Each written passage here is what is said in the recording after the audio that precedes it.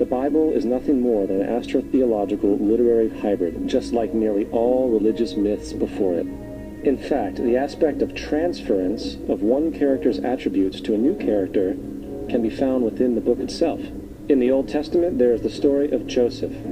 Joseph was a prototype for Jesus. Joseph was born of a miracle birth. Jesus was born of a miracle birth. Joseph was of 12 brothers. Jesus had 12 disciples. Joseph was sold for 20 pieces of silver. Jesus was sold for 30 pieces of silver. Brother Judah suggests the sale of Joseph. Disciple Judas suggests the sale of Jesus.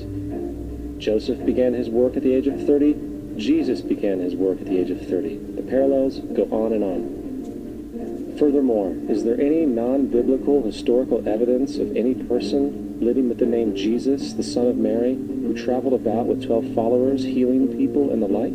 There are numerous historians who lived in and around the Mediterranean, either during or soon after the assumed life of Jesus. How many of these historians document this figure? Not one. However, to be fair, that doesn't mean defenders of the historical Jesus haven't claimed the contrary. 4 historians are typically referenced to justify Jesus' existence. Pliny the Younger, Suetonius, and Tacitus are the first 3. Each one of their entries consists of only a few sentences at best, and only referred to Christus or the Christ, which in fact is not a name but a title. It means the Anointed One. The 4th source is Josephus, and this source has been proven to be a forgery for hundreds of years. Sadly, it is still cited as truth.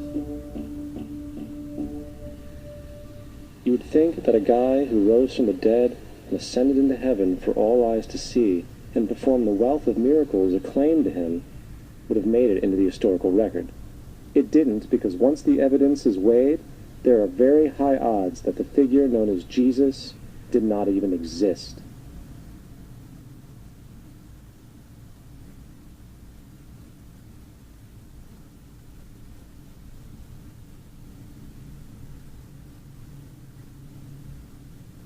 We don't want to be unkind, but we want to be factual.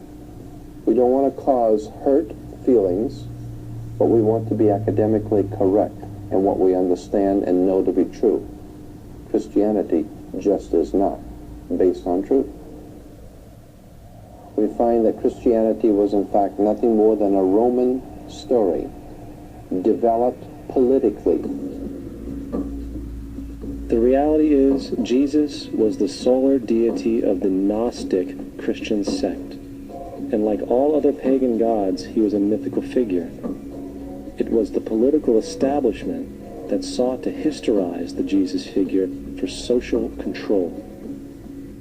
In 325 AD in Rome, Emperor Constantine convened the Council of Nicaea. It was during this meeting that the politically motivated Christian doctrines were established. And thus began a long history of religious bloodshed and spiritual fraud. And for over the next 1,000 years, the Vatican maintained a political stranglehold on all of Europe, leading to such joyous periods as the Dark Ages, along with enlightening events such as the Crusades and the Inquisition. Christianity, along with all other related theologies, is an historical fraud. These religions now serve to detach the species from the natural world, and likewise each other. They support blind submission to authority. They reduce human responsibility to the effect that God controls everything, and in turn awful crimes can be justified in the name of a divine pursuit. And, most critically, it empowers the political establishment who have been using the myth to manipulate and control societies. The religious myth is one of the most powerful devices ever created, and it serves as the psychological soil upon which other myths can flourish.